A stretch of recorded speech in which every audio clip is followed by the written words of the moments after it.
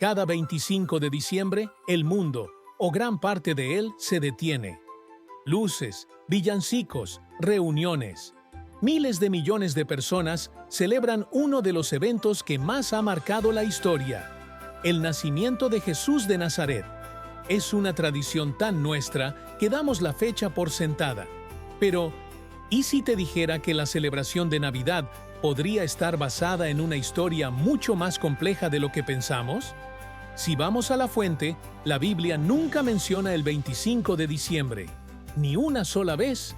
De hecho, si uno lee con atención, la Escritura deja un rastro de pistas, casi como un mapa del tesoro, que apuntan a una estación del año completamente diferente.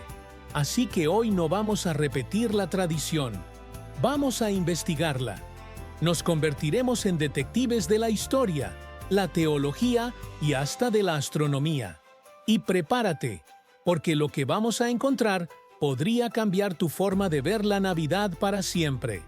El misterio del 25 de diciembre. Antes de armar el caso para una nueva fecha, tenemos que desmontar la que ya conocemos. ¿De dónde salió el 25 de diciembre? Si no está en la Biblia, ¿por qué lo celebramos? La respuesta nos lleva a los primeros siglos del cristianismo y al corazón del Imperio Romano. Durante casi 300 años, el nacimiento de Jesús no era una fiesta principal, y no había un acuerdo sobre cuándo ocurrió. Ahora, es importante aclarar que la idea de un nacimiento en diciembre no salió de la nada en el siglo IV. Ya a principios del siglo III, un teólogo importante, Hipólito de Roma, defendía el 25 de diciembre. ¿Su lógica? Se basaba en la creencia de que Jesús fue concebido el mismo día de la creación del mundo, que él calculaba como el 25 de marzo. 9 meses después, lógicamente, darían el 25 de diciembre. Sin embargo, la fecha no se hizo popular hasta el siglo IV, bajo el mandato del emperador Constantino. Y aquí es donde entra la teoría que seguro has oído. En esa época, Roma celebraba una de sus fiestas más importantes justo el 25 de diciembre, el Natalis Solis Invicti, o el Nacimiento del Sol Invicto, que festejaba el renacer del sol tras el solsticio de invierno. La teoría más extendida es que la Iglesia, para facilitar la conversión de los paganos, superpuso la celebración del nacimiento de Jesús sobre esta fiesta. Una estrategia de si no puedes con tu enemigo, únetele, dándole un nuevo significado. Pero ojo, decir que simplemente copiaron una fiesta pagana es una simplificación. La realidad académica es más compleja, y hay un debate sobre si la tradición cristiana del 25 de diciembre se desarrolló de forma independiente. Lo que es innegable es que la coincidencia con la fiesta del Sol Invicto fue, como mínimo, muy conveniente para que la fecha echara raíces. Pero más allá de la historia, la propia narrativa bíblica plantea una pregunta sobre un nacimiento en pleno invierno. El Evangelio de Lucas nos cuenta que, en la noche del nacimiento, había pastores en la misma región que velaban y guardaban las vigilias de la noche sobre su rebaño. Esta imagen ha hecho que muchos se pregunten por el clima. Diciembre, en Judea, suele ser un mes frío y lluvioso. Aunque no es imposible que hubiera rebaños fuera, y los expertos lo debaten, la práctica común era resguardarlos durante el invierno. Que los pastores durmieran a la intemperie con sus ovejas sugiere una estación más templada, como la primavera o el otoño. Esto no es una prueba definitiva, pero es la primera pieza que no parece encajar del todo en el rompecabezas tradicional. Y el misterio no ha hecho más que empezar. La investigación comienza. Las pistas hacia la verdad. Si el 25 de diciembre es dudoso, ¿cómo nos acercamos a la fecha real? Aquí es donde nos ponemos nuestro sombrero de detective. La Biblia no da una fecha, pero sí da una cronología. Deja pistas, detalles que parecen menores pero que, conectados con el contexto histórico, revelan una línea de tiempo sorprendente. Nuestra investigación se va a centrar en 5 pistas clave que juntas nos guiarán hacia una ventana de tiempo mucho más probable. Pista número 1. El turno sacerdotal de Zacarías. Nuestra primera pista, y quizás la más importante, no tiene que ver con Jesús, sino con su primo, Juan el Bautista. Lucas empieza su evangelio contando el nacimiento de Juan, y en el capítulo 1 nos da un detalle crucial. El padre de Juan, Zacarías, era un sacerdote del turno de Abías. ¿Qué significa esto? El servicio en el templo de Jerusalén estaba organizado en 24 grupos o turnos. Cada turno servía en el templo durante una semana, 2 veces al año. El turno de Abías era el octavo. Aquí es donde la cosa se pone fascinante y, debemos ser honestos, altamente especulativa. Aunque no podemos fijarlo con certeza para el siglo I, los historiadores han intentado reconstruir este calendario. Si asumimos que una de esas reconstrucciones es correcta y el ciclo empezaba en el mes de Nisán, marzo, abril, el octavo turno, el de Abías, habría servido en el templo a finales de mayo o principios de junio. Lucas nos dice que, justo después de terminar su servicio, Zacarías volvió a casa y su esposa, Elizabeth, concibió a Juan. Esto situaría la concepción de Juan, hipotéticamente, a finales de junio. Si a eso le sumamos las 40 semanas de un embarazo, el nacimiento de Juan el Bautista habría sido 9 meses después, a finales de marzo o principios de abril. Este cálculo, aunque basado en una reconstrucción, nos da un posible punto de partida. No nos da la fecha de Jesús, pero nos da una fecha teórica para el nacimiento de Juan. Y esa es la llave que abre la siguiente puerta. Pista número 2. El vínculo crucial de 6 meses. Si aceptamos la fecha hipotética para el nacimiento de Juan, la siguiente pista bíblica encaja como un guante. En el mismo capítulo 1 de Lucas, se nos dice que en el 6º mes del embarazo de Elizabeth, el ángel Gabriel visitó a María. Al 6º mes, el ángel Gabriel fue enviado por Dios a una virgen. El nombre de la virgen era María. Este es un conector temporal clarísimo. Si la concepción de Juan fue a finales de junio, el 6º mes de embarazo de Elizabeth sería a finales de diciembre. Esto significaría que la anunciación, el momento en que María concibió a Jesús, habría ocurrido en esa época. ¡Qué ironía! Diciembre no estaría conectado al nacimiento de Jesús, sino a su concepción. A partir de aquí, la matemática es sencilla. Si Jesús fue concebido a finales de diciembre, ¿cuándo nació? Sumamos 9 meses y el resultado nos lleva a septiembre u octubre. Un nacimiento en otoño. De repente, la imagen de los pastores en los campos cobra mucho más sentido.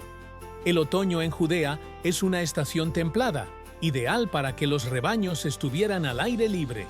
La pieza que antes no encajaba ahora parece encontrar su sitio en este nuevo rompecabezas. Pista número 3.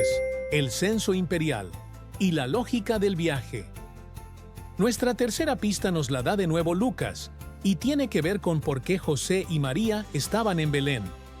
Aconteció en aquellos días que se promulgó un edicto de parte de Augusto César que todo el mundo fuese empadronado. Este censo requería que cada persona viajara a su ciudad de origen. Para José, eso significaba un viaje duro desde Nazaret hasta Belén. Ahora, pensemos con un poco de lógica práctica. Un imperio como el romano no ordenaría un desplazamiento masivo de población en la peor época del año.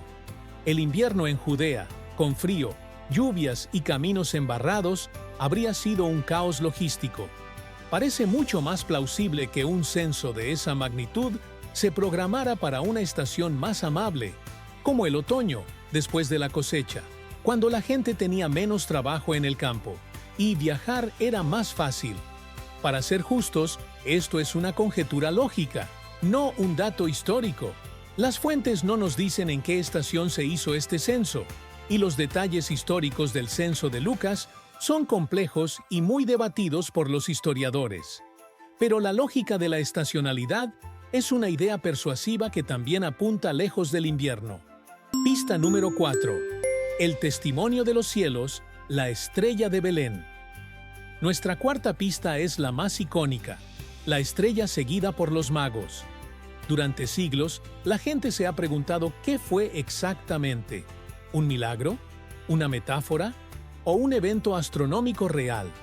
Muchos astrónomos se inclinan por esta última opción, y hay una hipótesis fascinante que propuso en el siglo XVII el gran astrónomo Johannes Kepler. En el año 7 a.C. ocurrió un fenómeno muy raro, una triple conjunción de Júpiter y Saturno en la constelación de Piscis. Esto significa que, desde la Tierra, estos dos planetas brillantes parecieron unirse en el cielo 3 veces a lo largo de varios meses. Para los astrólogos de Babilonia o Persia, de donde probablemente venían los magos, esto habría sido una señal monumental. Júpiter era el planeta de los reyes. Saturno se asociaba a veces con el pueblo judío y la constelación de Piscis con Israel. La aparición del planeta de los reyes junto al planeta de los judíos en la constelación de Israel podría haberse interpretado como el nacimiento de un nuevo rey en Judea. Es una teoría elegante, pero hay que decir que es solo una de muchas. Otros hablan de una nova, un cometa o alineaciones diferentes. No hay un consenso claro, pero si esta teoría fuera cierta, nos daría un posible anclaje temporal alrededor del año 7 a.C. Pista número 5. La sombra de un rey, la muerte de Herodes. Nuestra última pista es un límite, un punto final en nuestra cronología, y viene del villano de la historia, el rey Herodes el Grande. Mateo nos cuenta que Herodes, paranoico al oír sobre un nuevo rey de los judíos, ordenó la matanza de los inocentes. Lógicamente, Jesús tuvo que haber nacido antes de que Herodes muriera. ¿Y cuándo murió Herodes? El historiador Flavio Josefo nos dice que fue poco después de un eclipse de luna. Durante mucho tiempo, el consenso de los historiadores ha identificado este con un eclipse que ocurrió en marzo del año 4 a.C. Sin embargo, en las últimas décadas ha ganado algo de fuerza una teoría alternativa que sitúa su muerte en el año 1 a.C., basándose en otro eclipse. Aunque sigue siendo una visión minoritaria, nos recuerda que la cronología no está grabada en piedra. Aún así, si tomamos la fecha más aceptada del 4 a.C., tenemos nuestro límite. Jesús debió nacer antes de ese año. La gran revelación. Ensamblando el rompecabezas. Bien, es hora de poner las cartas sobre la mesa. ¿Qué tenemos? No tenemos una respuesta definitiva, pero sí un caso fascinante construido sobre varias líneas de evidencia, unas más sólidas que otras. La hipótesis del turno sacerdotal de Zacarías nos lleva a una concepción de Juan en verano y su nacimiento en primavera. Eso, a su vez, sitúa la concepción de Jesús en invierno y su nacimiento en otoño, probablemente en septiembre u octubre. La lógica del censo romano hace que una fecha otoñal parezca mucho más práctica. La teoría astronómica de la estrella como una conjunción planetaria nos da un posible marco temporal alrededor del año 7 a.C. Y la muerte de Herodes nos da una fecha límite, muy probablemente antes de la primavera del 4 a.C. La mayoría de los especialistas hoy en día sitúan el nacimiento de Jesús en algún punto entre los años 7 y 4 antes de nuestra era. Las pistas que hemos seguido son las que muchos usan para intentar afinar esa ventana y argumentar a favor de un nacimiento en otoño. Lejos de la nieve del 25 de diciembre, la evidencia circunstancial apunta a una época de cosecha y cielos templados. La conexión profunda. El simbolismo de los tabernáculos. Y aquí, nuestra investigación da un giro del misterio histórico al profundo simbolismo teológico. Si Jesús nació en otoño, Su nacimiento coincide con una de las tres grandes fiestas de peregrinación de Israel, Sukkot, la fiesta de los tabernáculos. Esta fiesta, celebrada entre septiembre y octubre, conmemora los 40 años que Israel vivió en tiendas temporales o tabernáculos en el desierto. Era una fiesta de la cosecha, pero sobre todo una celebración de que Dios habitó en medio de su pueblo. Ahora, escucha con atención lo que dice el apóstol Juan. Y el Verbo se hizo carne y habitó entre nosotros. Juan 1:14. Es una frase potentísima, pero la palabra griega original para habitó, eskenosen, significa literalmente montó su tienda o hizo su tabernáculo. El Verbo se hizo carne e hizo su tabernáculo entre nosotros. La idea de que Jesús, la presencia de Dios en la tierra, naciera durante la fiesta que celebra precisamente a Dios, haciendo su tabernáculo entre su pueblo, es de una belleza simbólica abrumadora. Debemos subrayar que esto es una interpretación teológica, no una prueba histórica. No podemos probarlo, pero es difícil pensar que sea una simple coincidencia que nuestra investigación nos lleve justo a esta fecha tan cargada de significado. Entonces, ¿qué hemos explorado en este viaje? Hemos visto que la tradición del 25 de diciembre, aunque tiene sus propias raíces históricas, es muy poco probable que sea la fecha real del nacimiento. En su lugar, un rastro de pistas bíblicas, históricas y astronómicas sugiere una posibilidad diferente. Un nacimiento en otoño, durante la temporada de las fiestas judías, en algún momento entre el 7 y el 4 a.C. Más allá de la fecha exacta, esta investigación revela un diseño de una precisión asombrosa, donde los calendarios sacerdotales, el movimiento de los planetas y las antiguas profecías parecen converger en un establo en Belén. Nos muestra que la historia del nacimiento de Jesús no es una leyenda, sino un evento anclado en la historia. La próxima vez que veas una escena de la Natividad, quizás la veas con otros ojos, no como un error, sino como lo que es, un símbolo poderoso de que la luz vino al mundo en la época más oscura del año. Pero también recordarás que la historia detrás de la tradición apunta a una estación de cosecha, la fiesta de los tabernáculos, recordándonos que el propósito de ese nacimiento fue que Dios hiciera su tabernáculo entre nosotros. Pero ahora te pregunto a ti, ¿conocías estas pistas? ¿Qué te parece toda esta evidencia? ¿Crees que la fecha importa o solo el significado?